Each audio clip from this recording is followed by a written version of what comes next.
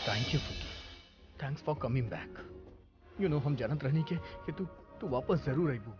सब कहत रहले कि तू मर चुकल बाड़ू, पर दिल कुछ और कहत रहे। डॉक्टर उ ठीक त बाड़ी ना? हाँ वो ठीक बाड़ी, शी इज फाइन।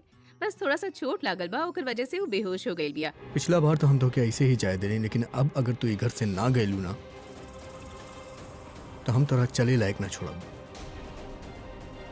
समझ लू ना? Get out. भाई का लागत बानी तहार कुछ भी ना, लेकिन ये बच्चा तो सब कुछ बा तहार।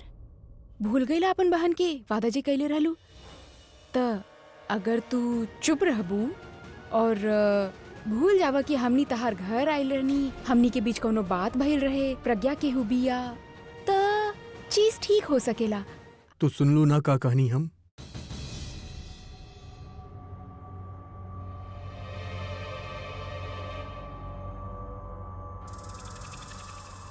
निकला ही घर से। हम सिर्फ देखे आयल रहने की प्रज्ञा ठीक बिया कि ना। तू सुन लू ना हम का कहानी? हम तू लोग के साया भी ओकरा पे ना पड़े देव। ई खातिर अब प्रज्ञा के नाम अपन जुबान से मत ले, काहे कि अब अगर ओकर नाम ले लू ना तो हम तहरा मुंह से तो हर जुबान खींच ले। Get out.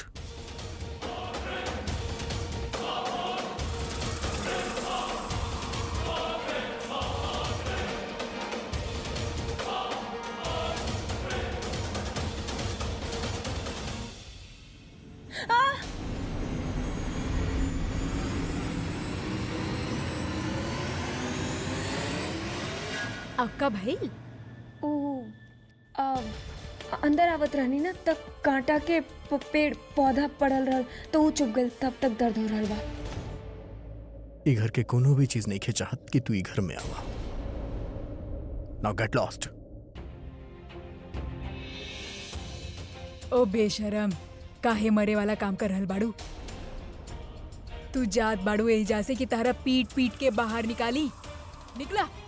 लेकिन एक बार हम सिर्फ प्रज्ञा से प्रज्ञा की शक्ल न देखे देव दोहरा के।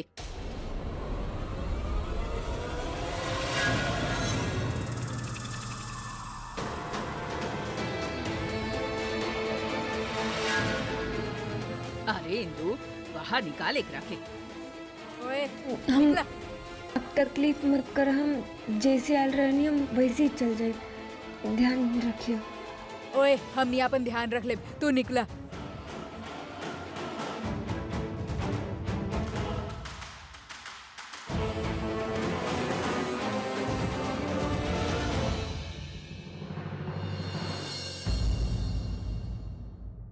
दादी हम प्रज्ञा से मिलके आवता नहीं। हाँ बेटा तू जा।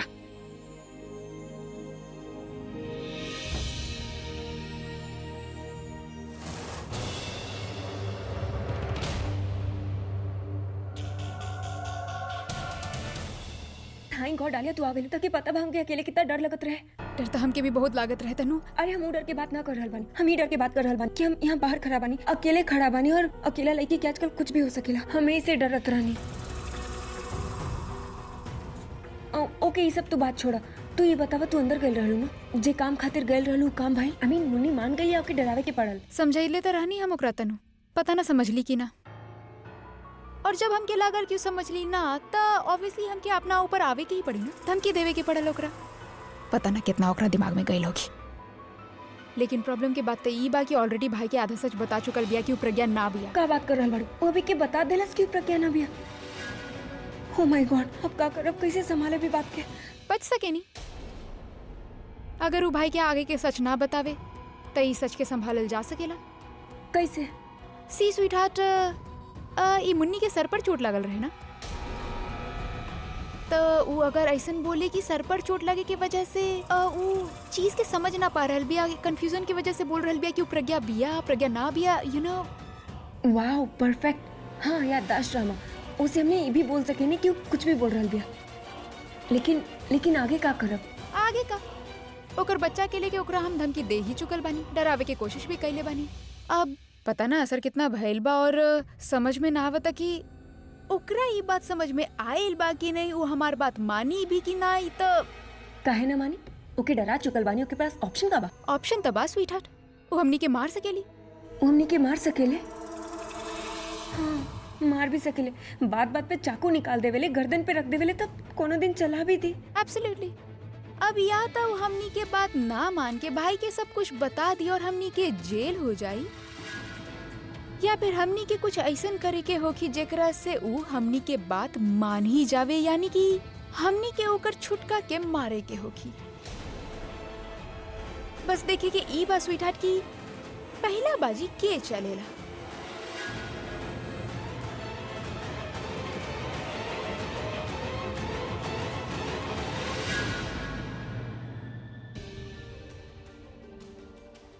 भाई का लागेला तहार?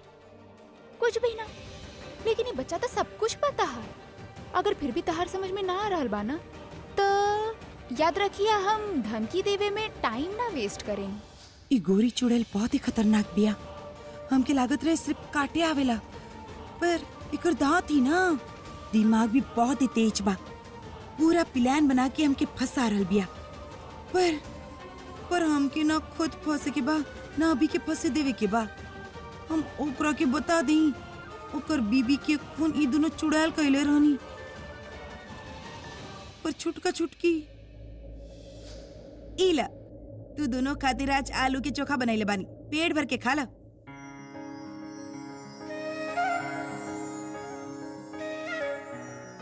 कैसन लागल? बहुत बढ़िया, मजा आ गई। मासी आपके प्लेट कहाँ बा? हमार प्लेट बाहर गल बा, दोपहर ही तक आई। अरे हम खा ले रहनी ना जब तू लोग स्कूल गए रहे, इतना पेट भर के खाई नहीं, अब तक डकार आ रहल बा।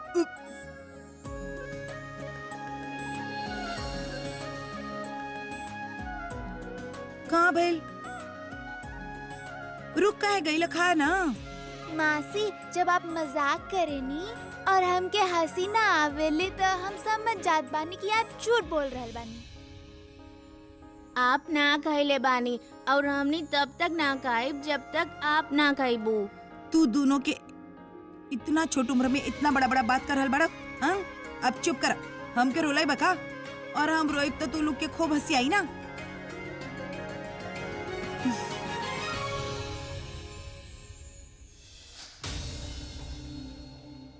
ना मुन्नी, बच्चा सबके खातिर तरह के मुंह में दही जमावे के पड़ी। समझ लो, चुप रहे हो कि वो दोनों चुड़ैल पे कितना भी गुस्सा आवे, मारे मरे के मन करे, पर तू चुप ही रही है, ठीक बा?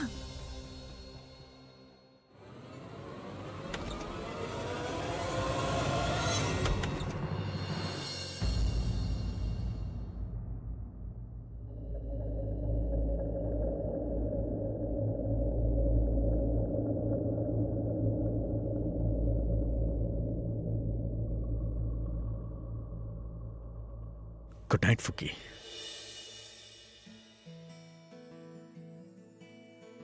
Sweet dreams.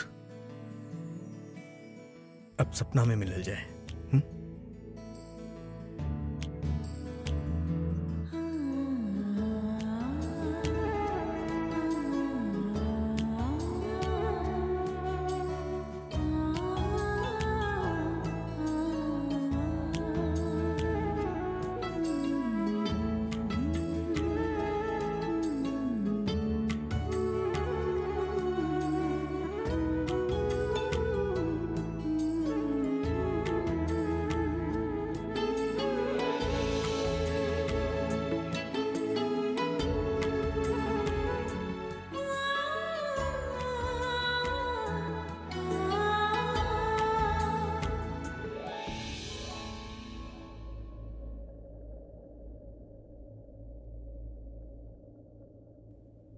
ई तो हमके अपन पत्नी समझ रहल बा, पत्नी समझ के कौन और हरकत न कर देवे। अगर एकरा के सच बता देनी तो ये बच्चा लोग की मुसीबत में डाल देंगे, ना बतानी तो हम मुसीबत में पड़ जाए। मतलब आगे कुआं पीछे खाई, मुसीबत में हो कब तो छलांग लगाई। डॉक्टर साहब, जब आप पिछली बार प्रज्ञा के चेक के ले रहनी तो कहनी के टेंशन लेवे की कौन जरूरत नहीं है। कल रात से आज सवेर हो गई, ओकरा होश ना आइल। डॉक्टर देखिए, अगर चिंता करे वाला बात बा तो प्लीज आप हमके बता दी, कोनो और टेस्ट तो ना करे के बा ना? देखिए मिस्टर रवि, हम आपसे कहले रहनी माइंड बॉडी के सबसे कॉम्प्लेक्स और सेंसिटिव पार्ट होखेला। कबो कबो हमनी के प्रेडिक्शन ठीक ना होत पर गलत भी ना होत। अगर पेशेंट के एक दिन में होश ना आयल तो कई बार 2-3 दिन लग जावेला, पर शी इज फाइन, ओकरा होश आ जाई। आप टेंशन मत ली। का टेंशन ना ली डॉक्टर। अब प्रज्ञा अजीब अजीब से बात करेली और आप बोलता नहीं कि टेंशन ना ली। हम आपसे कहले रहनी उनके सिर पे चोट लागल बा। कई बार पेशेंट शॉक में रहेला, पर वो मैम देखी, खुद के ना पहचानब कोनो छोटी बात ना हो, और हमनी पहले भी सबसे गुजर चुकल बानी। पहले भी अभी अपन याददाश्त खो चुकल बा। देखा अगर कोनो ऐसन बात बा तो प्लीज हमनी के बताई। देखिए मिस्टर पूरब, आप चाहत बानी कि हम छोट से केस के बड़ा चढ़ा के बताएं। आप लोगन के बहुत टेंशन दें, ये कहीं कि वो ठीक ना होखी। आई एम टेलिंग यू, वो ठीक बिया, ओकरा के होश आ जाई। एक सेकंड। हेलो, हाँ दादी। अभी अभी पता ना कहाँ गई बिया। हमके बहुत डर लग रहल बाबी। कैसे हो गई सब? हमी बहुत ढूंढी। तू कहाँ बा? दादी आप प्लीज पहले सांस ली और प्लीज काम डाउन। दादी अब आप बताई का भाई के नहीं के मिलत? प्रज्ञा ना मिल रहल बिया। हमनी बहुत ढूंढनी ओकरा के। कहाँ चल गई? तू कहाँ बा? जल्दी से आजा। प्रज्ञा नहीं के मिलत मतलब ऐसे कैसे हो सकेला दादी? वहीं आस पास होई कहीं? हाँ, उहे तो समझ में ना रहल बा। कहाँ चल गई? हम और इंदु ओकरा से मिले आवत रहनी तो अब देखिए, एक बहन के हमनी के प्रज्ञा पहले जैसन प्रज्ञा लागी। सच कह रहल बानी दीदी, ई आइडिया आपके बिल्कुल परफेक्ट बा। उ लहंगा चोली पहन के ना हमनी के तो हमार प्रज्ञा ही ना लागेली। कम से कम ई पहनी तो हमके अपनापन के एहसास तो होखी। इहे पहनावा जाए। चल प्रज्ञा बेटा। अरे उठ भी गईल। अच्छा बना खुद से उठ गईली। पर उ बा कहाँ? हाँ, बाथरूम में होगी शायद। शायद। देखा ना, बाथरूम में देखा। हाँ, हम अभी आते हैं। प्रज्ञा दीदी, उ तो एजा भी ना बिया। हमने बहुत ढूंढनी, सारा घर देख लेनी, उ कहीं ना मिलल। तू जल्दी से आजा बेटा। दादी आप प्लीज रोल बंद करिए। हाँ मामा आवता नहीं वो यहीं कहीं हुई। आप टेंशन मत ली प्लीज। वो मिल जाए दादी। आवता नहीं हो। हिम्मत रखा ना, मिल जाए। पूरा प्रज्ञा नहीं के मिलत, पता ना कहाँ चल गई। ओ माय गॉड, आप पहले प्लीज उनके ढूंढा। तनु गजब हो गए। प्रज्ञा भी है ना, वो घर से भाग गई। का भाग गई? ऐसे कैसे भाग गई? अब अरे सुबह जब सब लोग उठनी ना तो वो घर पे ना रहल, ना केहू के बतवलक, ना केहू से बात करल, बस चल गई। अरे कहीं ना गई होगी, वहीं आस पास में होगी, कोनो और रूम में चल गई होगी। ऐसे कैसे कोनो रूम में होगी? और जेकरा रूम में होगी ओकरा पता ना चली का कि प्रज्ञा ओकर रूम में भी है?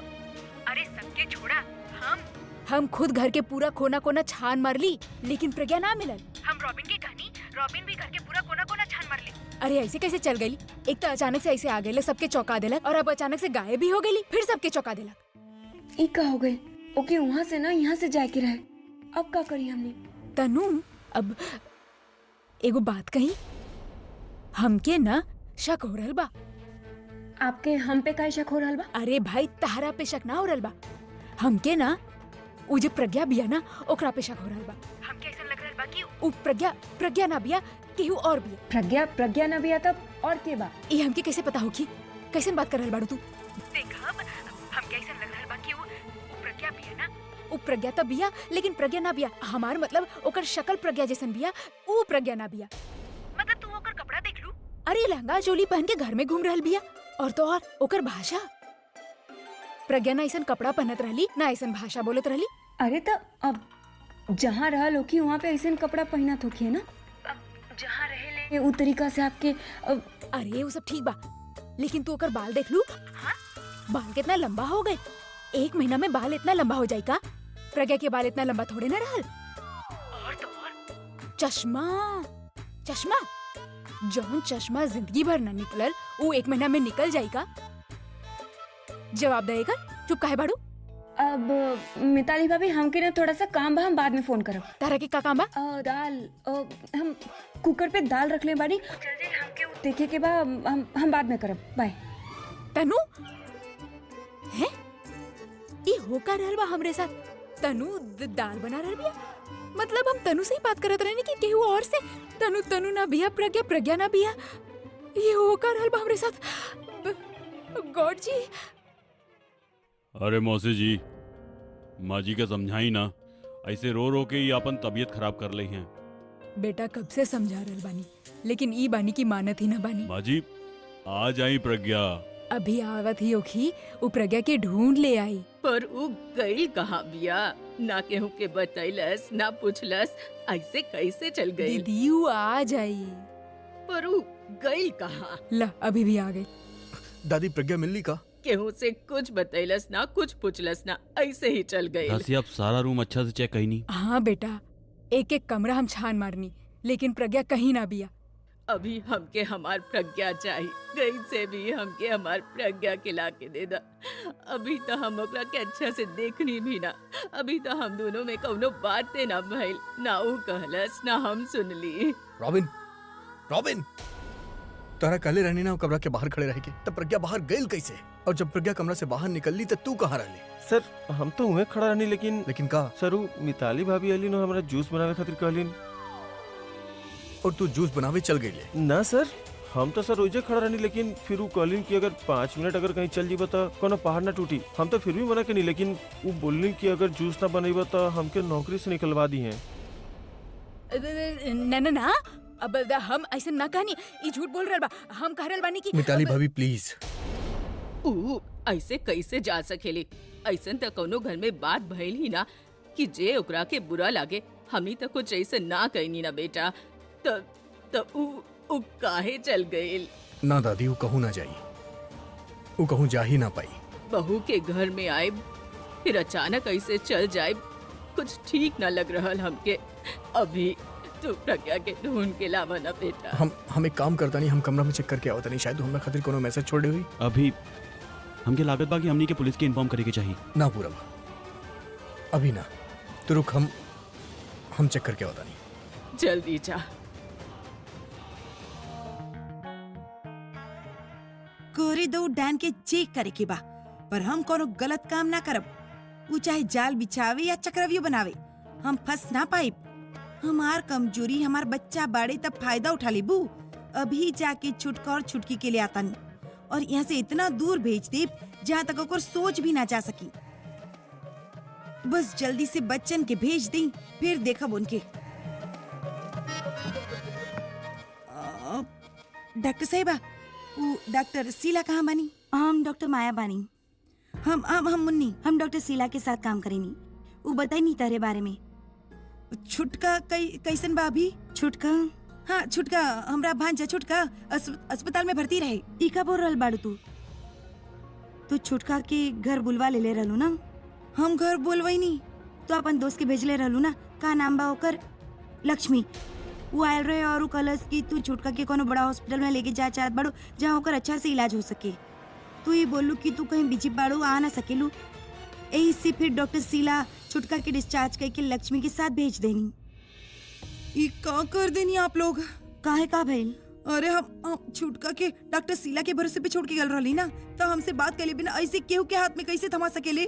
मुन्नी, डॉक्टर शीला ओकरा से बोल ली भी कि छुटका के ऐसे डिस्चार्ज ना करी है, पहले जब तक मुन्नी से बात ना हो जावे। तो लक्ष्मी खुदे अपन फोन से तहार बात करवाइले रहनी डॉक्टर शीला से। तो खुदे उनसे बोली कि वो छुटका के डिस्चार्ज करके ओकरा साथ भेज देवे। हाँ डॉक्टर शीला तरह से बोली भी कि तार बोली तो काफी सुधर गई बा। तो तू उनके ये बताइलू कि तू अपन दोस्त से हिंदी सीख रहल बाड़ू। एकर भैंस के आंख वो तनु रहे, तनु और उतार से लंबा आ लिया। दूना के मिली भगत रही कांड में, हम छोड़ब ना उनके, बिल्कुल ना। तार दोस्त तरह के छुटका की रिपोर्ट के बारे में बताई नहीं? रिपोर्ट कौन सी रिपोर्ट? देखा मनी, डॉक्टर शीला तरह के बतावे चाहत रहनी, लेकिन जब लक्ष्मी ई बोली कि तू कोनो बड़ा अस्पताल में लेके जाइबू छुटका के, तो फिर वो देखा ओकर इलाज अच्छा से करई है। अब बात के गोल गोल मत घुमावा, का बात बा हमके बतावा ना साफ साफ। देखा मनी, छुटका के बहुत पेन होत रहे, और वो बात छोटा बच्चा ही, ऐसे वो जल्दी रिकवर भी ना हो पावत रहे। तो ऐसे हमने ओकर ट्रीटमेंट चेंज कईनी और कुछ टेस्ट भी कईनी, तो हमके पता चलल कि छुटका के दिल में छेद बा।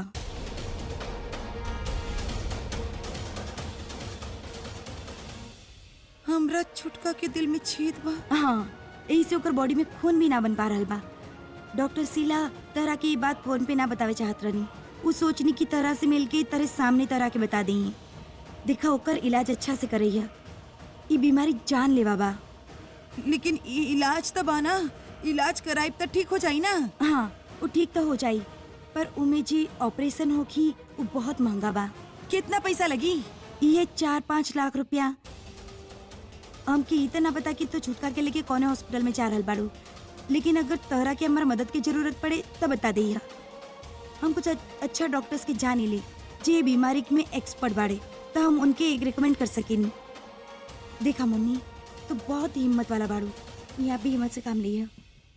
Take care. हे राम जी, ये कौन जन्म की सजा दे रहल बाड़ा? काहे हमके ऐसे लोगन के पीछे फंसा देला? ऊपर से छुटका की बीमारी, अब कहाँ से लाई 5 लाख?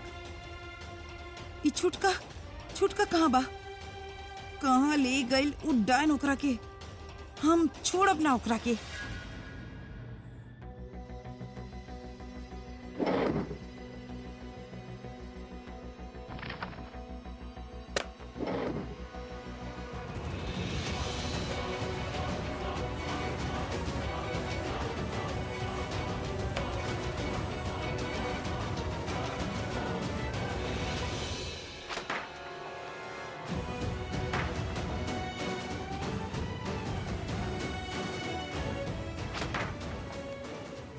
कहूँ कुछो नहीं खे, कोनो क्लू कोनो नोट नहीं खे। प्रज्ञा कहाँ बड़ू तू काहे चल गईलू?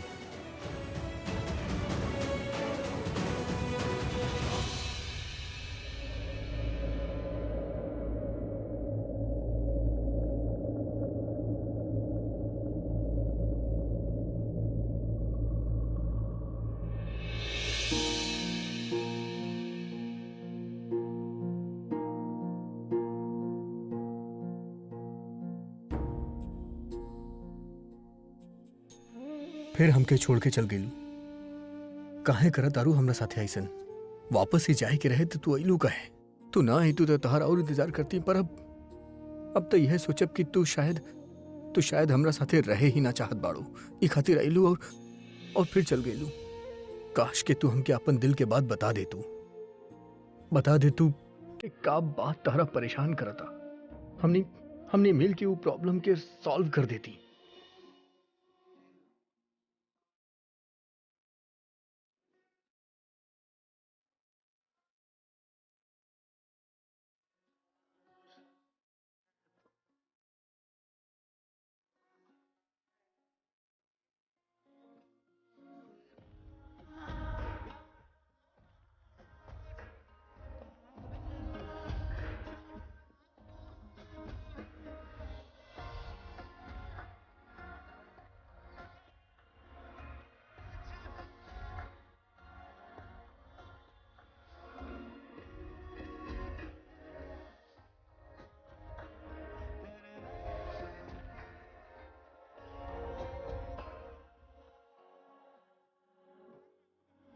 अब हम कुछ ना कर सकेली, ना तोहरा देख सकेली, ना तोहरा से बात कर सकेली, ना ही हमरा से कोनो गलती भइल रहे तो हमके बता के जैतू।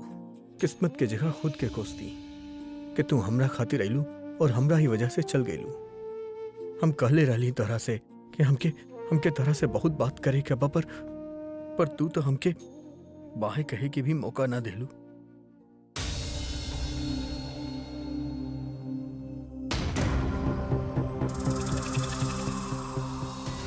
दरवाजा तो बंद करके गइल रानी। आवा मुन्नी आवा, जस्ट वेट मिनट, हाँ, let me finish the game.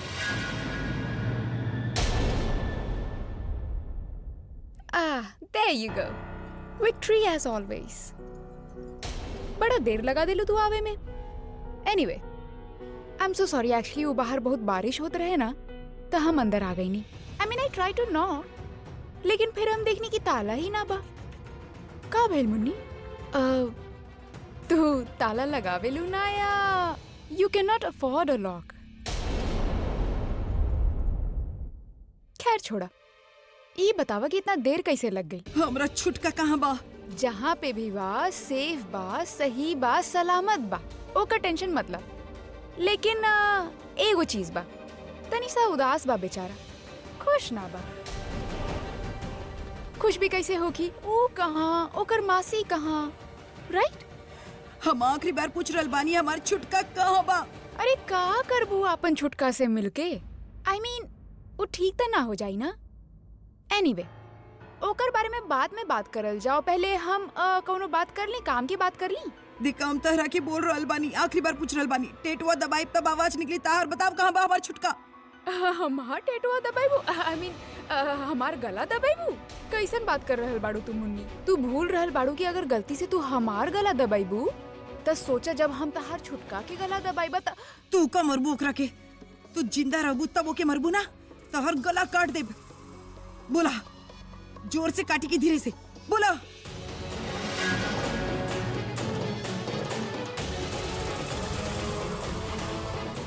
Please Munni please, हमके मरे के ना बा।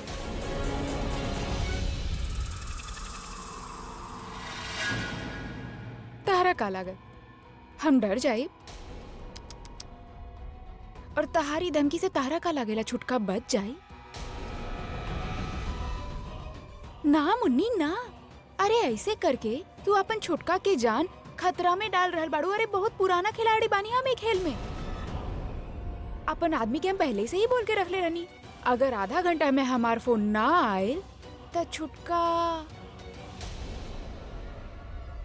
तो अगर तू हमके मारबू तो आई एम श्योर तू अपन छुटका के मारबू, एंड आई एम श्योर तू ना चाहेलू। पता बा मुन्नी, तार छुटका के बचा सकेला?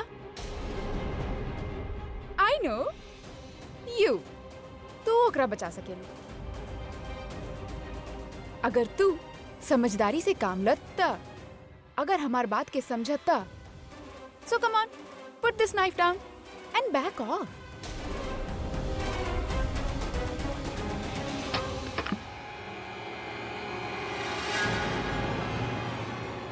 Good girl. कहा ना स्वीट हार्ट, लाइफ के एक्सपीरियंस आपके बहुत कुछ सिखावेला, और हम एगो चीज बहुत अच्छा से सीख ले बानी। जे इंसान आपन फैमिली की इतना परवाह करेला ना, वो दूसर के लाइफ की भी परवाह करे लग जाला। And that is why you have to be very careful. छुटका के बचावे चाहत बाड़ू त हमके कुछ ना कर सकेलो। बात समझ में आई? और आगे काम के बात करल जाओ। कहे करल बड़ू हमारे साथी सब, कहा बिगाड़े बानी हम तहार। हम बस यही बोल रहल ना, जी तू बोल रहल बाड़ू काम हमसे ना होखी। काहे आयल बड़ू हमार जिंदगी में? अरे हम ना आइल बानी तहार लाइफ में मुन्नी। कहा ना, let me tell you a matter of fact. हमनी के लाइफ में जे भी होखेला, जैसे भी होखेला ना, वो बाय चॉइस ना होखेला। You know, it happens by fate. Fate, you understand? किस्मत, अब भाग्य। तब बस ई समझ ल कि तहार किस्मत ना तारा हमनी के लाइफ में ले आई। और फिलहाल जे हमके समझ में आ रहल बा, ओकर सिर्फ एके मतलब बा, तहार किस्मत हमार किस्मत के साथ जुड़ चुकल बा।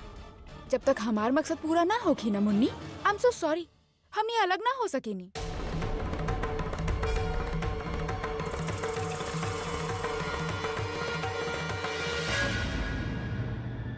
इंस्पेक्टर साहब कहाँ बानी? होने वाले।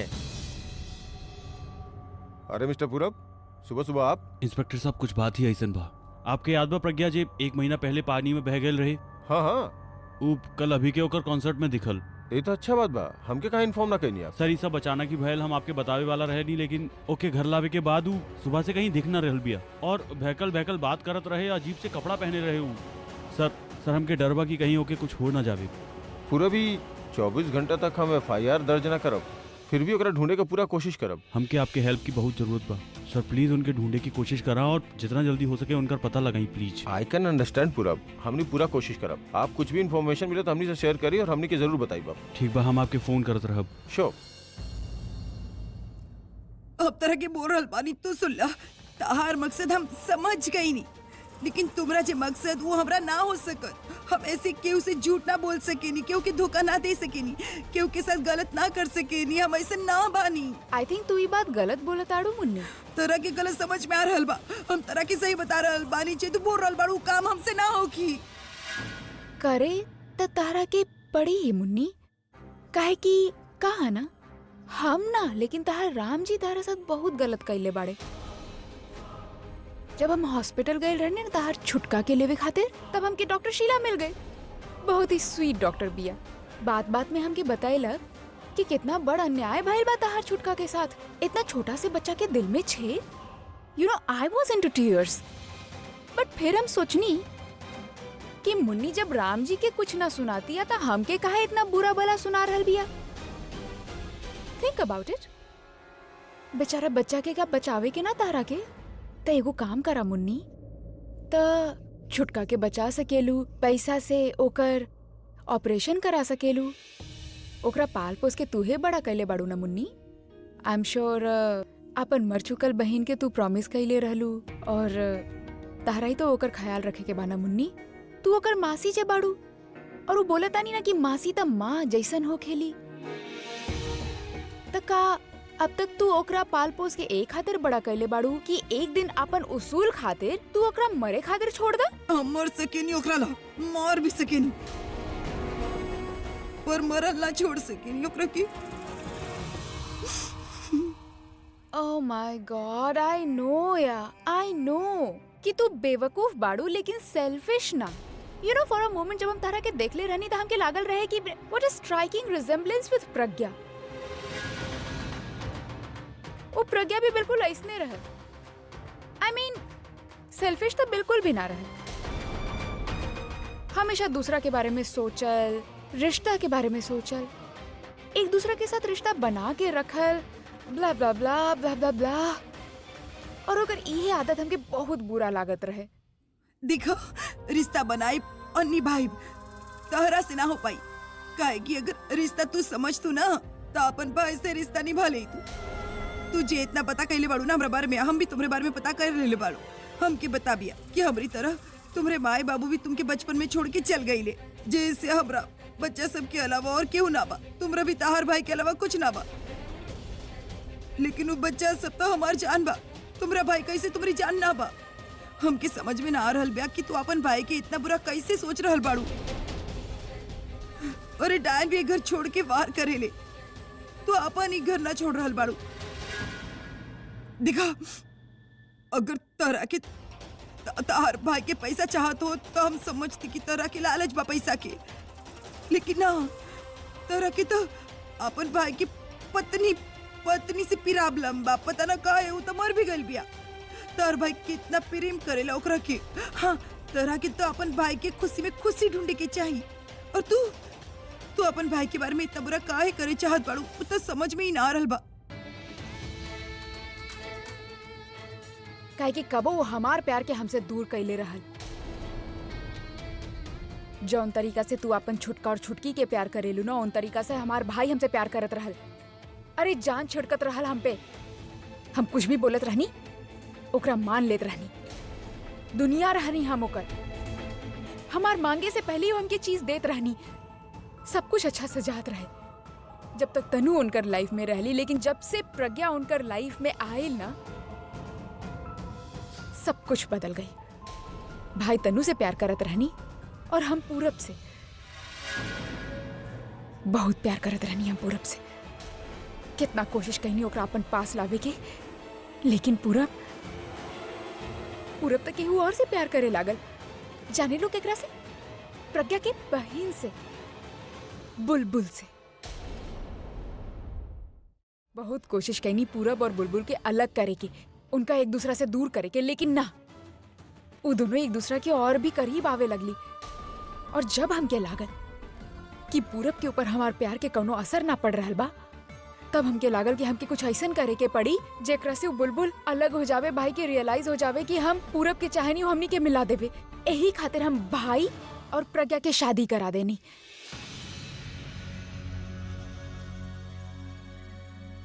ई सोच के कि कुछ दिन बाद जब भाई हमार पूरब से शादी कराई तब हम प्रज्ञा के भाई से अलग करा दे। लेकिन ना, ऐसा तो भाई ली ना। थिंग्स चेंज्ड मुन्नी, थिंग्स चेंज्ड। और वो सब कुछ भइल उ प्रज्ञा की वजह से। दूसरा खातिर जियत रहली, दूसरा खातिर काम करत रहली, और हमार भाई तो एक नंबर के भूला बानी।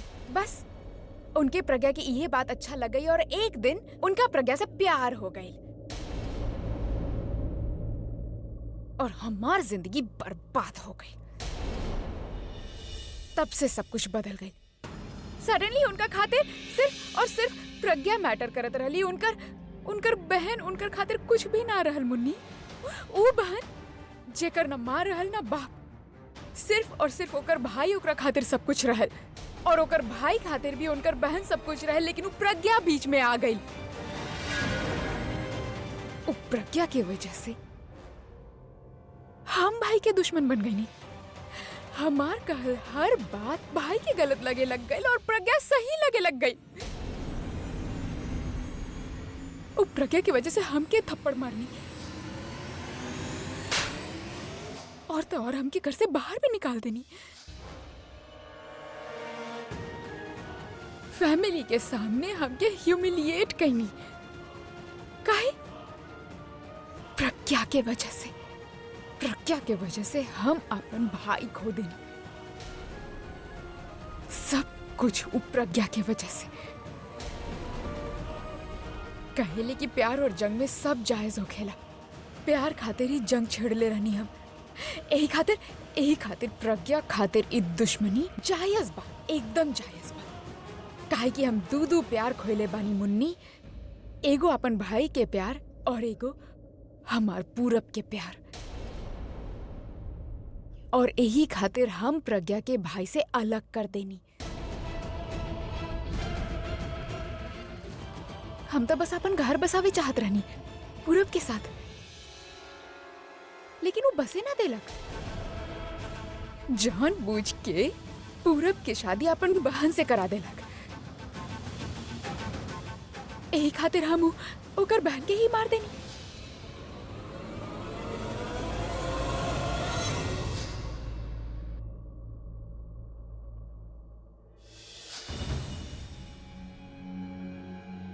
और फिर वो प्रज्ञा के।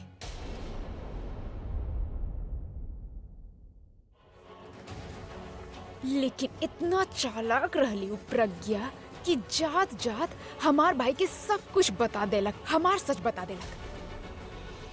ओकरे वजह से हमार भाई हमसे अलग हो गए। खो देनी हम अपन भाई के। सब कुछ ओकरा वजह से भाई। अब बोला, अब भी तारा लगा था कि हम गलत बानी। अरे गलत तो प्रज्ञा रहली। तू अपन कपड़ा के मैल के और के कपड़ा में डाल के खुद के साफ कर लेबू, तार कपड़ा साफ ना होखी। समझ लू, हम मानत बानी तारे साथ गलत भइल, लेकिन तू भी तो दूसरा के साथ गलत कैलू ना। का मतलब बता? मतलब तू ई सोचा, तू अपन मन के मैल साफ करे खातिर क्योंकि खून बहा दलू ना, तार मन के मैल साफ हो गए होगी, लेकिन तार हाथ के खून के रंग लग गई ना। तू एक बार सोच ले हो, पूरब के खुशी में अपन खुशी ढूंढ लो तो ये सब ना होत ना। प्रज्ञा जैसन बात मत कर मुन्नी। देखा केकरे जैसन बात बा वो हमके ना पता, लेकिन सच बात ई बा कि तू पूरब के खुशी में अपन खुशी ढूंढ ले हो। तू आज ई सब तू खुश हो, तू तार भाई खुश हो और प्रज्ञा तो जिंदा हो। अरे कैसे मान लेती हम ओकर खुशी के? कैसे अपन प्यार के केहू और के साथ देख ली? कैसे अपन पूरब के बुलबुल के साथ देख ली? हम ना देख सके नहीं। पूरब सिर्फ हमार बा, सिर्फ हमार। देखो मुनी, झूठ बात बोले लेना। एक तो बस सच्ची सच्ची बताई बा, तरह के गुस्सा आई तो पी लेना, लेकिन सच ही बाकी कि तरह के पूरब के प्यार ना, तरह के अपन हार बर्दाश्त ना भइल। शराब। हम बोले रहनी ना कि तरह के गुस्सा आई पी ले। बहुत हो गई। बहुत बार तारा समझावे की कोशिश करनी मुन्नी, लेकिन तहार दिमाग में बात जावेला ही ना, घुसेला ही ना। देखा, लेकिन मुन्नी के सीना में दिल बा और मुन्नी दिल से सोचले। ठीक बा, ता अपन दिल और अपन दिमाग दोनों खोल के हमार बात सुन ला। वो कहानी तो सुन ले होकबू ना तू कि एगो राजा के जान ओकर तोता में रहल। राजा तू बाड़ू त तू समझ ही गईल होकबू, लेकिन तोता के बा ई समझ में आइल कि ना? डायलॉग बाजी बहुत हो गई, अब एक्शन होगी। हमार बात ध्यान से सुना मुन्नी। हमार लाइफ बचावे खातिर तारा छुटका के जान बचावे के होगी, पैसा भी मिली। So it's a deal. Life के बदला लाइफ। तू हमके बचा ला, हम तहार छोटका के बचा ले। अगर तू ऐसा ना कैलू तो छुटका भी खत्म और तू भी। और फिर बेचारी छुटकी कब तक अकेला जी? सोच ले बाड़ू तू। ना, ऐसे ना हो सकत, कुछ ना हो सकत। हमार छुटका छुटकी के, हमरी बहन के बच्चा बाड़े, हमरा और कोई ना बा। हमरी जिंदगी बाड़ी, वैसा मत कर। देखा प्लीज प्लीज। सॉरी मुन्नी, पर अब तहार किस्मत और मकसद हमनी के लाइफ से जुड़ चुकल बा। जे प्रज्ञा के साथ भाई लो अपन साथ मत हो खेदा। उतना खुद के बचा पाइली ना ही अपन बहन के, लेकिन तू अपन बच्चा के बचा सकेली। और ये बिल्कुल भी मत सोची हा कि तू कुछ गलत कर रहल बाड़ू। कहा ना, अपना के जान बचावल ई दुनिया के सबसे अच्छा काम हो खेला।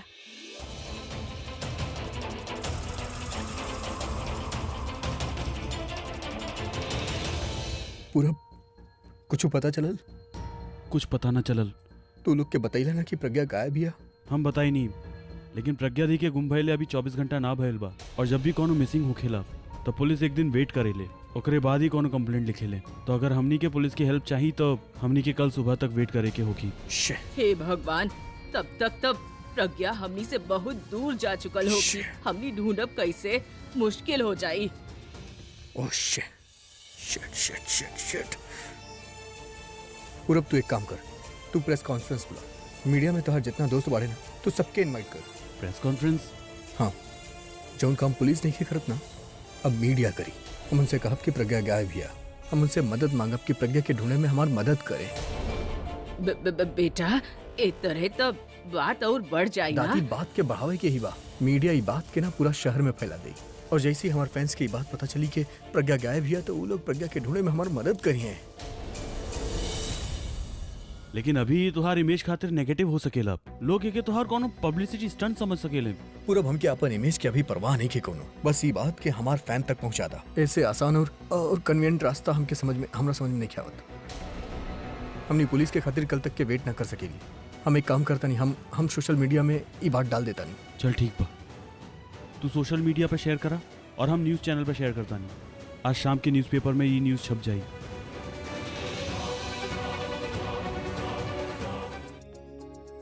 पालक की सब्जी। पालक की सब्जी तो प्रज्ञा के बहुत ही पसंद बा।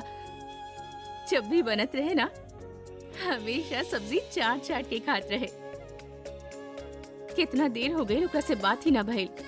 अब वो जैसे ही ठीक होगी ना, हम ओके और अभी के बुला ले घर पर और सारा ओकर मनपसंद चीज बनाई। हम अभी से कहले भी रहनी कि हम ओके फोन कई के ओकरा से बात करब। उसे बात तक करी लेत बानी।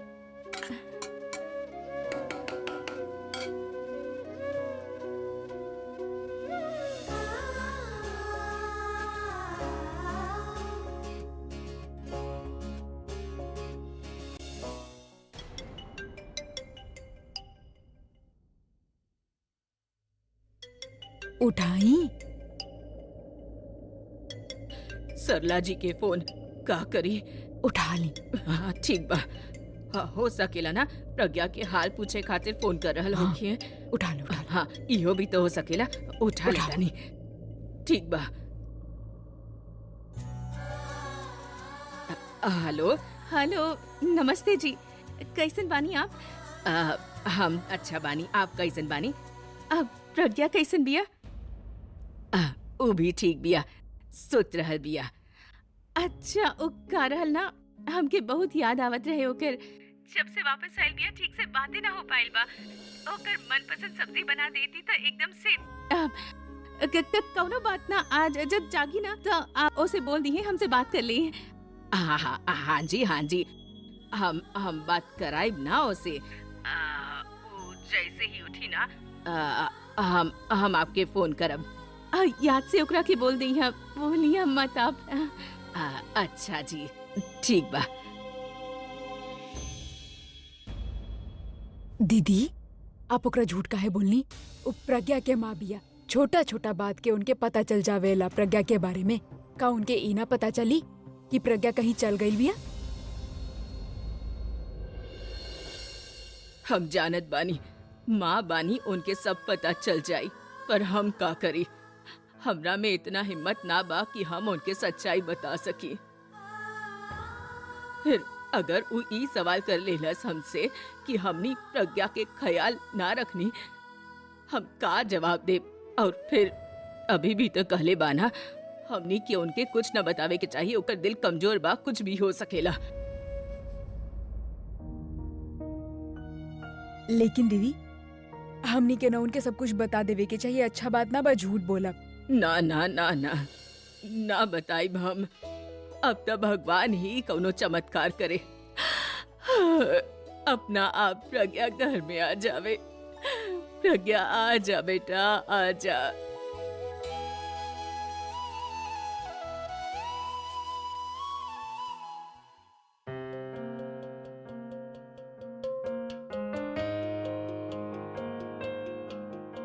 आई होप हमारी मैसेज हमारे सारा फैंस पढ़े और कहीं से प्रज्ञा के कोनो भी इंफॉर्मेशन मिल जाए।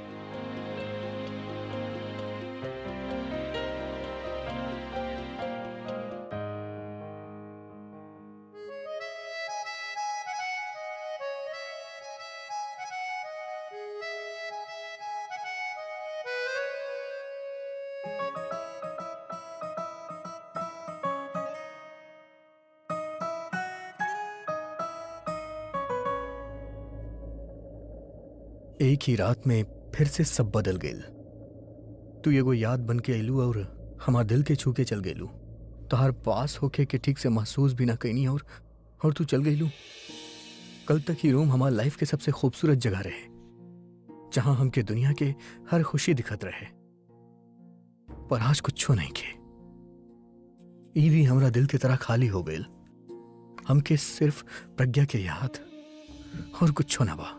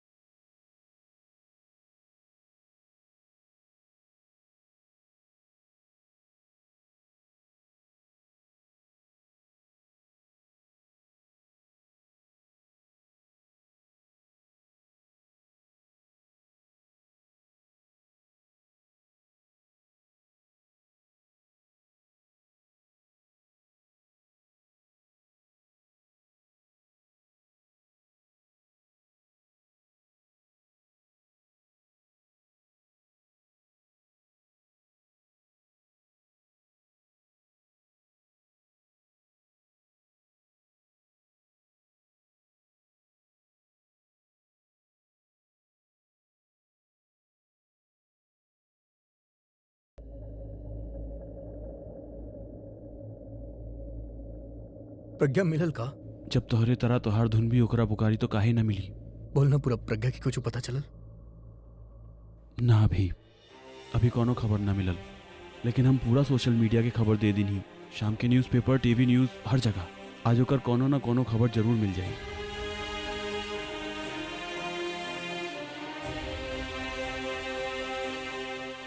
एका अभी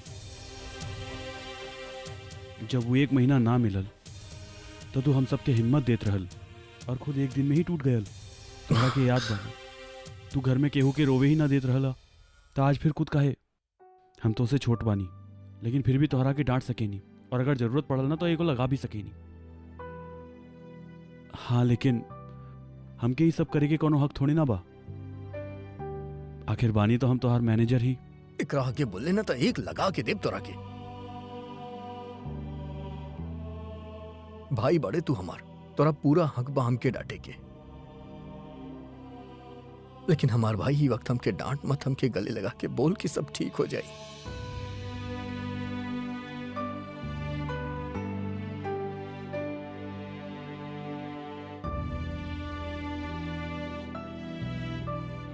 देखा तब हम जौन हिम्मत तोहरा देत रहनी हूं, अब वो हिम्मत के हमके जरूरत बा।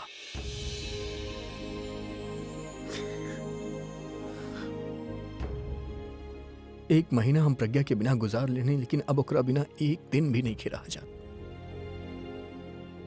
काहे कि वो वक्त हमके पता रहे कि प्रज्ञा कुछ लोग के वजह से हमसे दूर गईल बिया। ई वक्त हमके ऐसा लागत बा कि वो हमरा वजह से। देखा अगर प्रज्ञा दी के जाए ही हो तो वो आई थी ही काहे, वो जरूर मिल जाई हैं। हम बानी ना, हम खुदे उनके ढूंढो। So you now better cheer up, okay?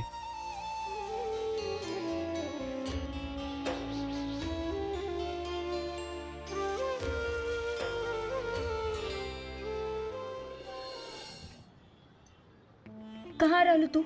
कब से तोहार वेट कर रहल बानी। यू नो आज हमके बिल्कुल ठीक न लग रहल। आई नो हमके हमेशा बोलत रहनी, लेकिन आज सच में ठीक न लग रहल। और ऊपर से तू कुछ बोलत ना बाड़ू, कब से चुप बैठल बाड़ू। एक तो वहाँ से मुन्नी गायब हो गई और ऊपर से तू पता ना कहाँ गायब हो गई। कुछ तो बोला, का चल रहल बा तोहार दिमाग में? काम डाउन स्वीटहार्ट, सब्र के फल मीठा हो गेला। ई त तू देखले हो खबू। तू देख ले बाड़ू? देख ले त ना बानी, लेकिन हाँ सुन ले होखबू तू, एंड इनफैक्ट बहुत जल्दी देख भी लेबू। अलिया तू का घुमा फिरा के बात कर रहल बाड़ू? एक तो हमनी के प्लान शुरू होखला से पहले ही खत्म हो गई और यहाँ तो हमके सब्र के फल सिखा रहल बाड़ू। थोड़ा टाइम और sweetheart, just take it easy. बहुत जल्दी तारा भी फल मिली। You just have to wait for the right time. एक तो पता नहीं का तू राइट टाइम करत रहलू। कुछ भी पूछा राइट टाइम आवेदा। आलिया हमसे सस्पेंस बर्दाश्त ना होइला और यही से हम सस्पेंस मूवी भी ना देखेनी, और यहाँ पे तू सीक्रेट रखेलू। कुछ भी पूछा right time Aveda.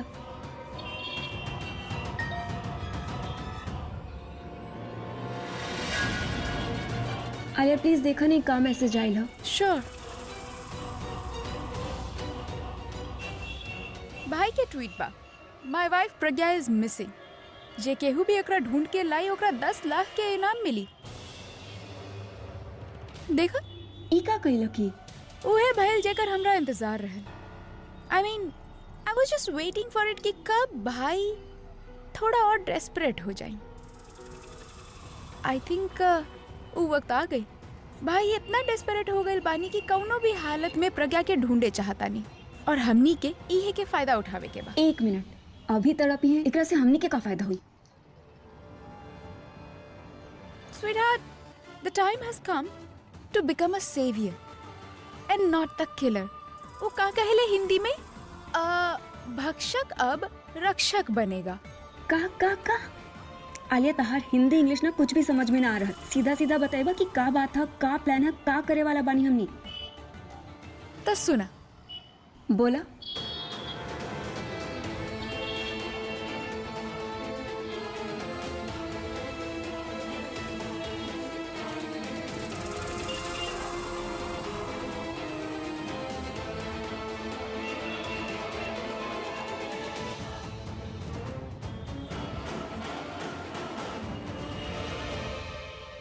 Wow,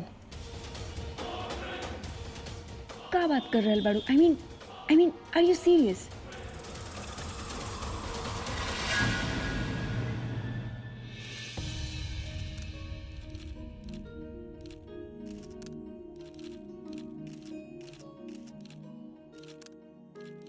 good evening friends, thanks for coming. जैसे कि आप लोग सोशल मीडिया पे देख रही हो कब आज सवेरे से हमार वाइफ प्रज्ञा गायब हिया। हमनी ओकरा ढूंढे के बहुत कोशिश कनी लेकिन वो कहूँ ना मिलल। पुलिस भी हमनी के हेल्प नहीं किया करती खातिर हम आप लोग से रिक्वेस्ट करत आनी कि प्लीज प्लीज हमनी के हेल्प करी। आप मीडिया बानी, अगर आप चाहें तो ये खबर के पूरा इंडिया में पहुंचा सकेली। और हम अपन फैन से भी दरख्वास्त करब कि जेकरा से जितना होत बाहू वो हमार उतना मदद करे। आज तक आप सब हमके बहुत प्यार दिले बानी लेकिन अब आपके सपोर्ट की जरूरत बा हमके। और हमार दादी कहेली कि बुरा वक्त में अपनन ही काम आवेले। ई खातिर हम आप लोग से रिक्वेस्ट करत आनी कि प्लीज हमार हेल्प करी। जे भी हमके प्रज्ञा की इन्फॉर्मेशन दे हम वादा करत आनी कि हम ओकरा 10 लाख रुपया देब।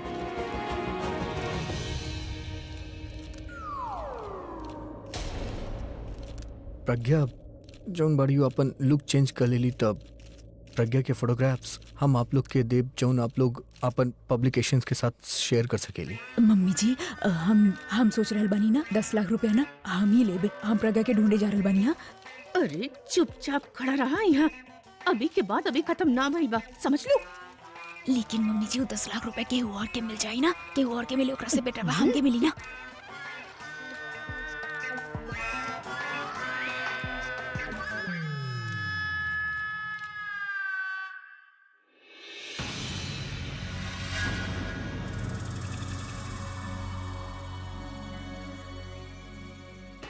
अरे ई तो उहे भी अरे यार, अरे ई बन- तो उहे चला, भी चला, चला, चला।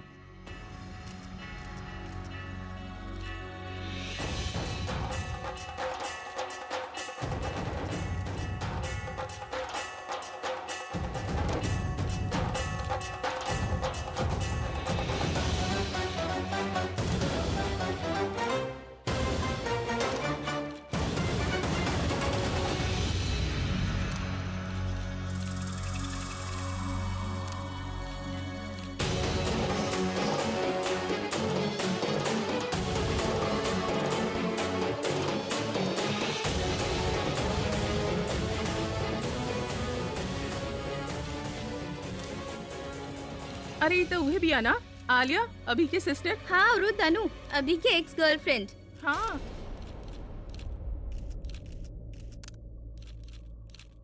मिस्टर अभी आप तो कहत रहले कि आपके वाइफ गायब हो चुकल बिया।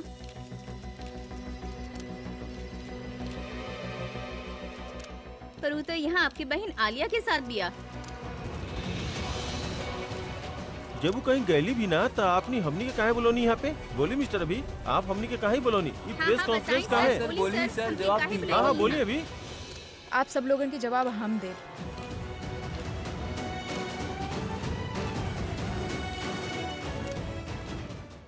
तनु और हम भाई के ट्वीट पढ़नी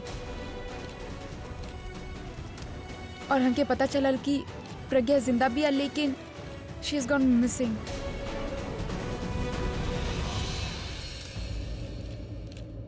बहुत घबरा गए रहनी हम, लेकिन खुशी भी भइल कि फाइनली वो भाई के जिंदगी में वापस आ गई।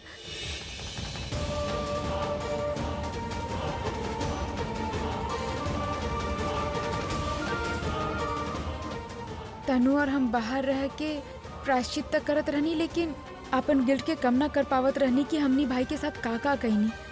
और तबे हमनी के ख्याल आइल कि अगर कौनो भी तरीका से हमनी प्रज्ञा के ढूंढ के भाई के लाइफ में वापस ले आई, उनका एक दूसरा के साथ वापस ले आई तो शायद हमनी के गिल्ट थोड़ा सा कम हो जावे। और यही खातिर तनु और हम जगह जगह गईनी। हमनी लोग कहाँ कहाँ ना ढूंढनी, लोग से पूछनी, बहुत ढूंढनी, यहाँ वहाँ हर जगह। और फाइनली हमनी के प्रज्ञा एगो रोड के बीच में मिल। वो एगो ट्रक के सामने आवे चाहत रहे। ऐसा लगत रहे जैसे ही सुसाइड करे चाहत बिया।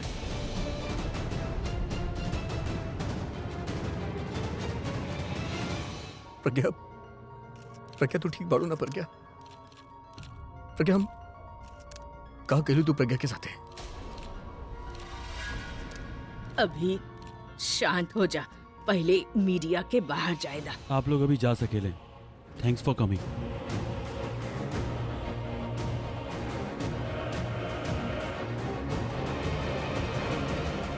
हमने कोनो तरीका से एकरा बचौनी और एक के यहाँ पे लेके आईनी, but I think acre sir पे चोट लगल है और यही वजह से। कितना झूठ बोलबू तू? जे लोग हमार फुगी के मारे चाहत रहले उ लोग एकरा काहे बचावत रे? सही कहनी आप भाई, जे ओकरा हर वक्त मारे के चाहत रहनी वो ओकरा बचाई काहे?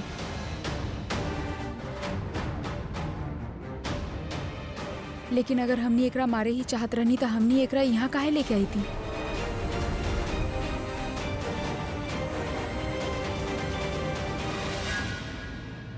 चाहती त ई मौका के फायदा हमनी उठा सकत रहनी, लेकिन हमनी ऐसा ना कहनी काहे कि हमनी के अपन गलती के एहसास बा। हमनी जानत बानी कि जे कुछ भी हमनी कनी वो एकदम गलत बा और हमनी सिर्फ और सिर्फ प्रज्ञा के आपके पास लावे चाहत रहनी, आपसे मिलावे चाहत रहनी। फायदा तो तू अब भी उठावो तारू आलिया। बतावा का प्लान करके आइल बाड़ू? तू उतना अच्छा बाड़ू ना जितना बने की कोशिश करा तारू। हमनी के दिमाग में कौनो ऐसन गेम प्लान ना बा भाई। आई स्वेयर हमनी ऐसन कुछ भी ना चाहेनी, कुछ भी करे ना चाहत बानी, बस आप दोनों के मिलावे चाहत रहनी। झूठ बोला तारू तू। झूठ ना बोल रहल बानी भाई हम। भाई मत कहिया हमके। कोनो रिश्ता नहीं कि हमनी के बीच में। Do you get that? Pragya से तब बहाना भाई।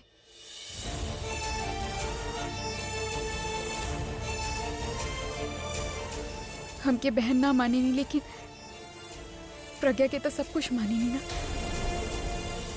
ओकरे खातिर प्लीज प्लीज हमार बात एक बार सुन ली। आई नो हमारी घर में आवल मना बा, जौन घर से आप बाहर निकाल देले रहनी, लेकिन हमके अपन गलती के एहसास बा। आई स्वेयर हर बार इहे लागेला कि हम आपके साथ कितना गलत करनी, आपके और प्रज्ञा के अलग करके कितना हम चाहत रहनी तो पहले भी आ सकत रहनी। ये बात हम पहले भी बोल सकत रहनी, लेकिन हम जानत रहनी कि आप हमके माफ ना करब, काहे कि हमार सॉरी बोले से प्रज्ञा आपके लाइफ में वापस ना आवे वाला रहली। यही खातिर आज जब हमके पता चलल कि प्रज्ञा जिंदा बिया एंड शी हैज गॉन मिसिंग समवेयर, तो हमके लागल कि शायद हम अपन गिल्ट के दूर कर सकी। प्लीज भाई डोंट थिंक कि इसमें हमार कौनो मोटिव बा, ऐसा कुछ भी ना। हम तो सिर्फ ई सोचत रहनी कि आज अगर हम अकेला ना आके कौनो तरीका से प्रज्ञा के ढूंढ के आपके पास ले आई, आपके सामने ले आई, तो शायद आपके लागी कि रियलाइज होगी कि I am genuinely sorry. Just stop it. बहुत देख चुकल बानी तोहार हम ही माफी के ड्रामा, लेकिन अब तू लोग के कौनो माफी ना मिले वाला बा।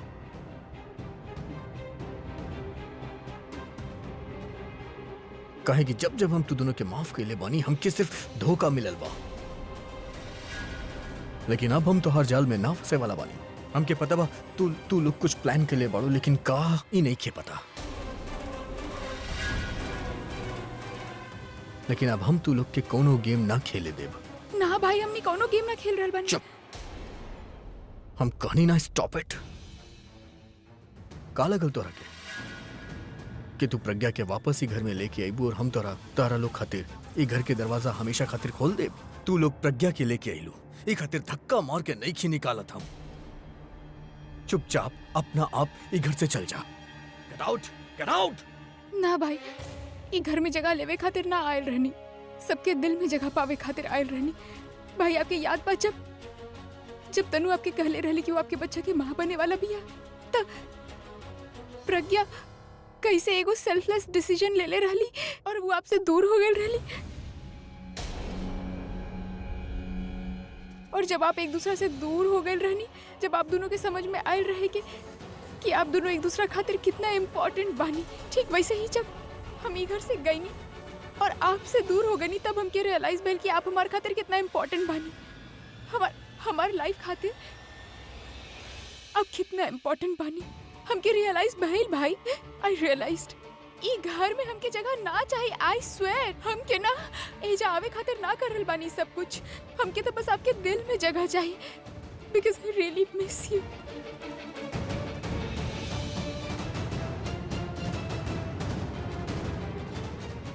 आई crave for you caring.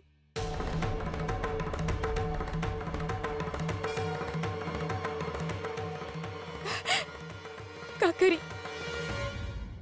Mom dad की बात आपके साथ रहेंगे, हमेशा आदत हो गई रहे ना, यही खातिर आपकी बहुत याद आयल भाई।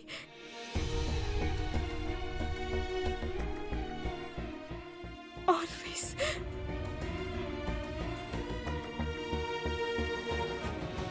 तनु चलो।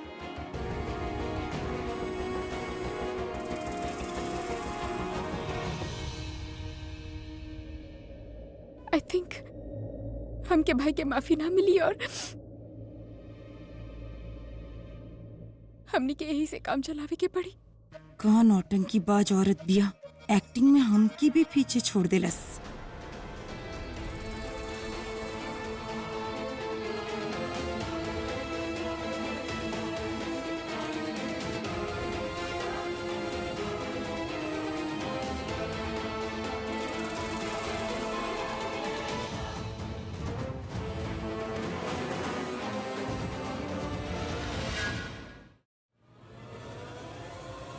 रॉबिन, एक गिलास पानी लेके आओ।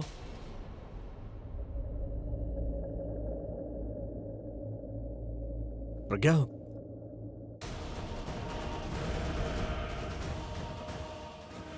प्रज्ञा,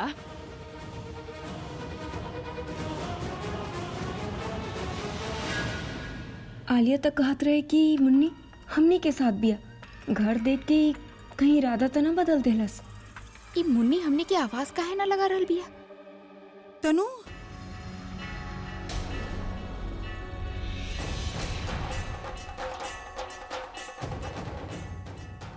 कहाँ जा रहल बाड़ू तू दोनों?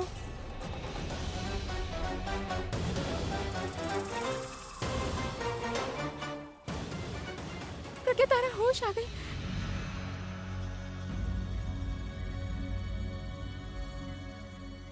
थैंक गॉड तू ठीक बाड़ू और तू हमनी के रोक ले लू। हमनी के जान में जाना। रियलाइज न हो रहल बा तहार आवाज सुन के हमार जान में कितना जान आ गई।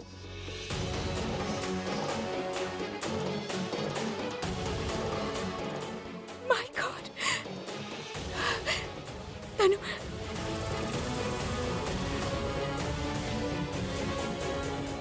प्रज्ञा,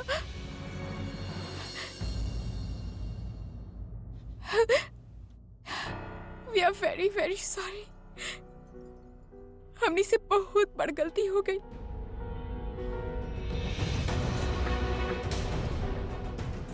हमनी तेरे साथ बहुत गलत कहनी। एंड आई नो तहार दिल इतना अच्छा बा, इतना बड़ बा कि हमनी कितना भी गलत काहे ना कहनी होके, बट तू हमेशा हमनी के रिटर्न में प्यार ही देले बाड़ू।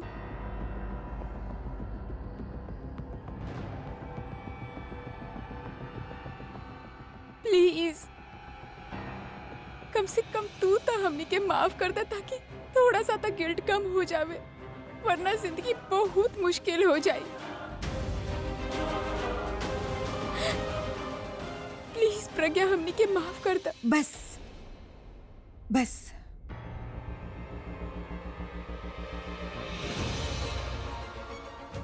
तार शर्मिंदगी तू दोनों की आंख से टपक रहल बा, लेकिन आंसू ना टपक रहल। आंसू जी ना टपक रहल, वो दिख रहल बा हमके। हमके हमके पता बिया कि तू दोनों के कितना पछतावा बा अपन कैले के।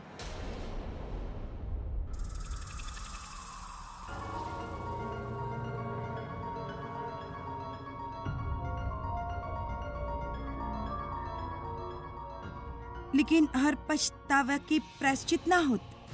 का होखेला कि कबो कबो गलती मान ले भी सजा होखेले।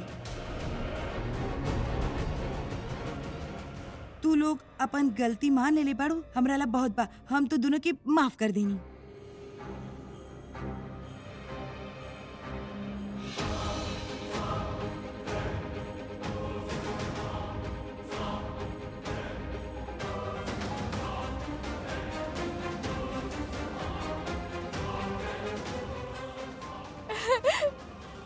Pragya, thank you so much. Thank you so much।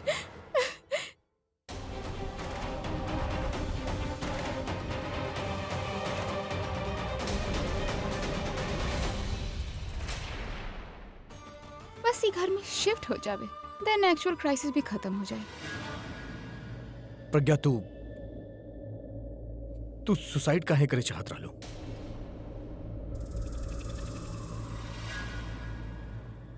हमके कुछ समझ ना आवत रहे। लाइफ का बा, कहाँ जा रहल बा, कुछ भूल जात रहनी तो कुछ याद आवत रहे, कुछ समझ में ना आवत रहे। ना कोनो आशा के किरण रहे, ना कोनो उम्मीद।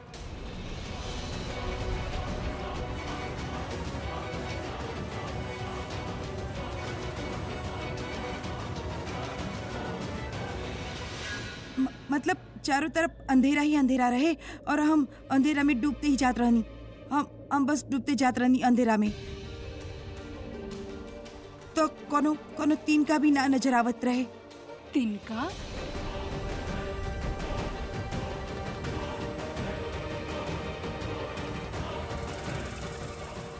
तिनका, ताकि हम बोल सकी कि हमके डूबते के तिनका के सहारा ही मिल गई।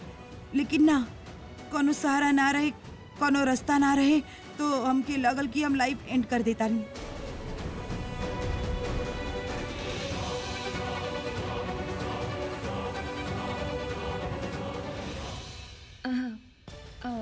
प्रज्ञा के ना क्लिनिकल डिप्रेशन बा। हम एगो अच्छा साइकोएनालिस्ट के जाने ली जेकर अच्छा से इलाज करी। She will be fine soon.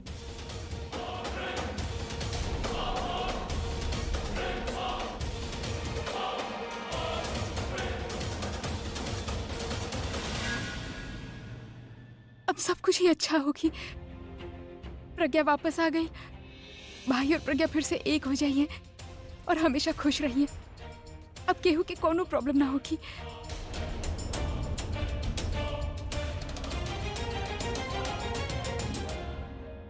Tanu, I think हमनी के अब चले के चाहिए। हमनी के काम हो गई। हमनी के प्रज्ञा के भाई से मिलावे के रहा। I think we should leave नाउ।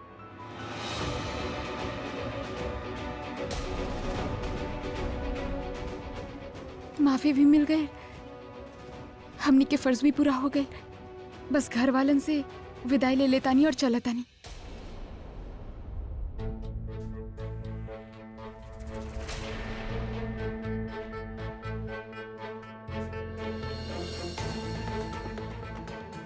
दादी, I am sorry, but please भाई के ख्याल रखिए। भाई, आई नो आप हमेशा रखा तानी, बट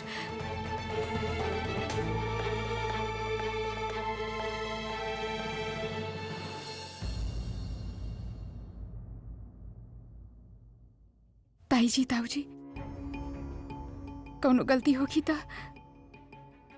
माफ कर दिया।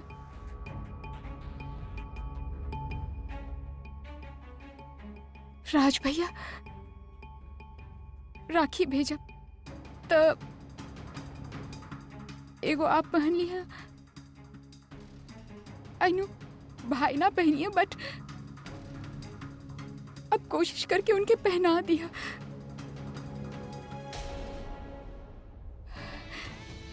इंदु दासी दादी सबके ख्याल रखेली, मगर अब दादी के ख्याल रखिए।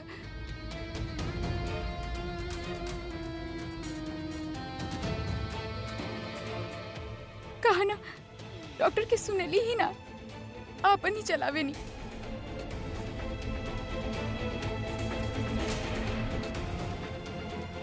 हाँ, आई एम एक्सट्रीमली सॉरी। छोट बानी, नादान बानी, बहुत सारा गलती कैले बानी, लेकिन आई एम सॉरी। अपन ख्याल रखिए। तनु, लेट्स गो।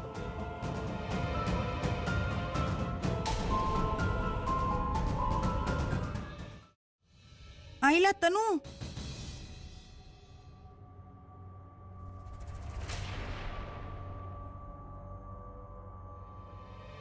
प्रज्ञा, का भाई बोला? कुछ कहे के रहा था। बाबा, काबिल प्रज्ञा, हमनी के रोका। देखा, हम अपन जान देवी चाहत रहनी।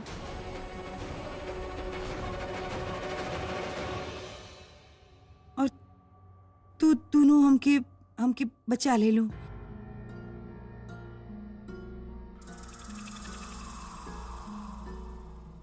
मतलब हमार पूरा परिवार के बचा ले लो। तो थैंक यू वेरी मच।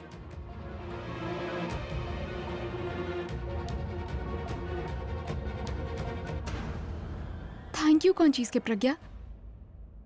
ई त हमने के फर्ज रहल। हमने दोनों के फर्ज रहे। अभी टाइम आ गल बा कि हम अपन फर्ज निभाई। कर भला त हो भला ई कहावत के सही साबित करी। कर भला हो भला ई कौन से कहावत बा? दिखा, अगर आप हमसे सच्चा प्यार करेले तो ई दोनों के माफ कर दा।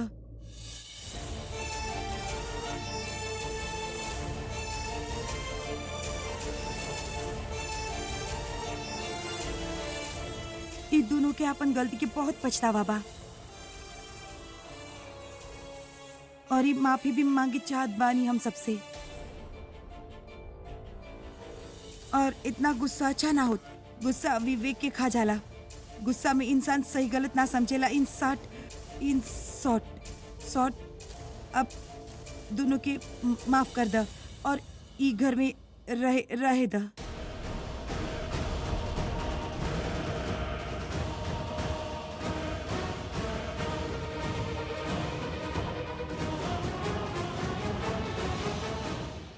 ओ गॉड जी, ई का मांग लेलक प्रज्ञा?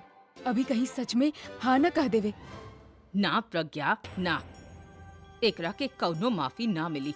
पहले भी कई बार माफी मांग चुकल बियाई और एकर भाई एकरा के माफ कैले भी बा। एक और कर दो, का फर्क पड़ जाई?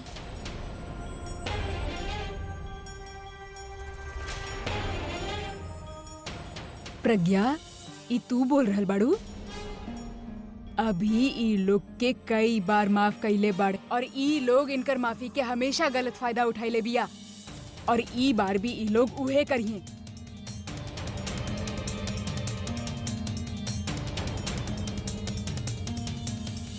ई त गलती करत ही रही, पर तू गलती मत करा। ई दया के ना सजा के लायक बानी।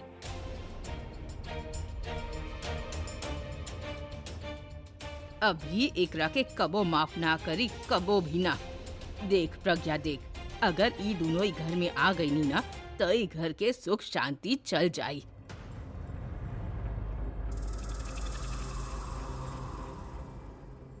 ई दोनों ना नागफनी के पौधा बानी। अगर ई घर में आ गई नी तो आहिस्ता आहिस्ता सबके फिर से डसी।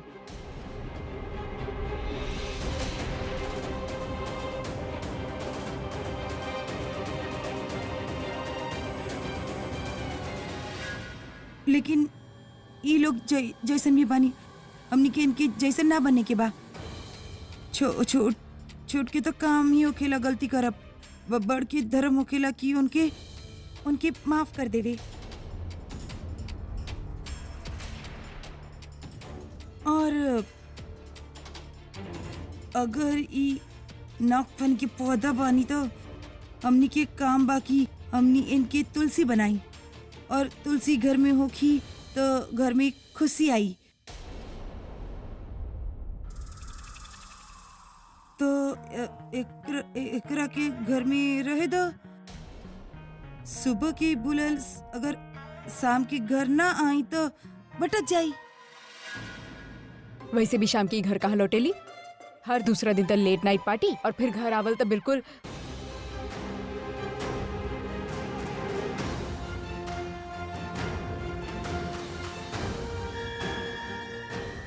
बीच में बोलल जरूरी बा। लेकिन सही कह रहल बिया, बिल्कुल सही कह रहल बिया मिताली। ई बिगड़ेली का सुधरी। ई अपन आदत तब बदल सकेले, पर एकर फितरत कबो ना बदली।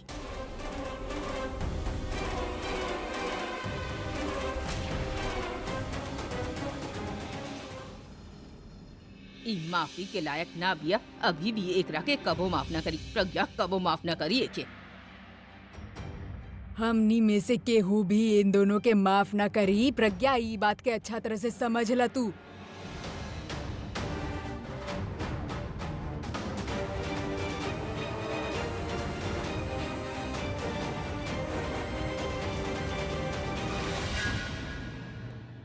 एक तो सब डायलॉग खत्म हो रहल बा, ऊपर से हिंदी बोल बोल के हमार जबान ही टेढ़ा गइल बा।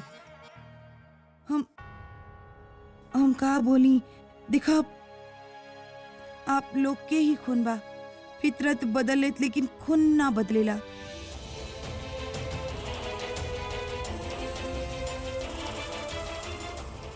वक्त आइले पे खून ही काम आवेला।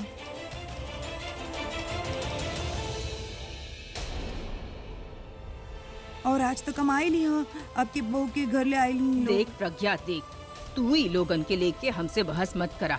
अभी एकरा के ना रखी और हमनी भी एके ना रखब, कबो माफ ना करी एकरा के।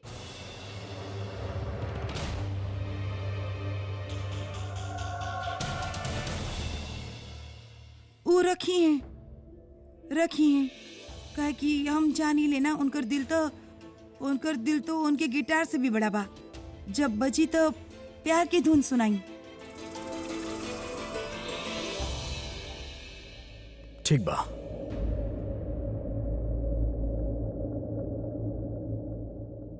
तू कहता रू तो हम एकरा घर में रहे के परमिशन देता।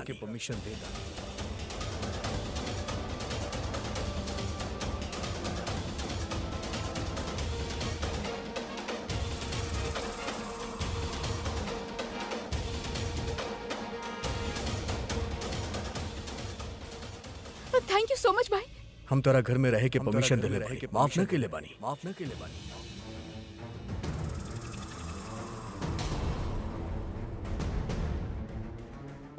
Just stay away from me.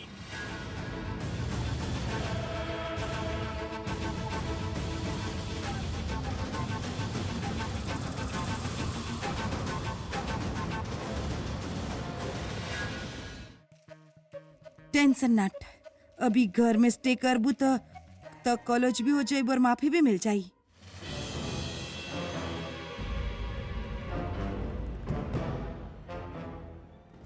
Alia, हम कहाँ जाइब?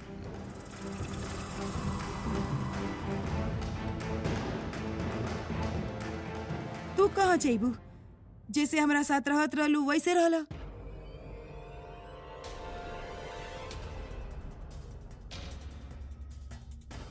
मतलब जब तक कोनो बंदोबस्त ना हो जाता हार, जे भी करेलू मॉडलिंग उससे पैसा कमा ला। फिर पैसा कमा लेबू तो थोड़ा घर वर बना लेबू, फिर चल जाइया।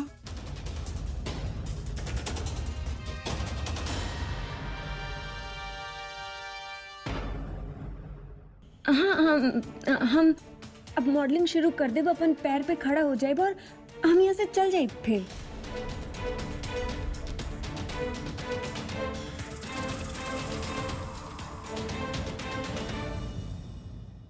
ओ गॉड जी, इस सुंदरी मुंदरी की जोड़ी फिर से बन गई। अभी दोनों मिलके हमारी जेल फिर से खराब कर दी। अब हमसे और झूठ ना बोलल जाई। अब का करी? Formula number 36। फिर से फ्यूज, कंफ्यूज, टोटल कंफ्यूज। दर्द से सर पट रहा हमार। अब प्रज्ञा, भाई एकरा कमरा में ले चली ना।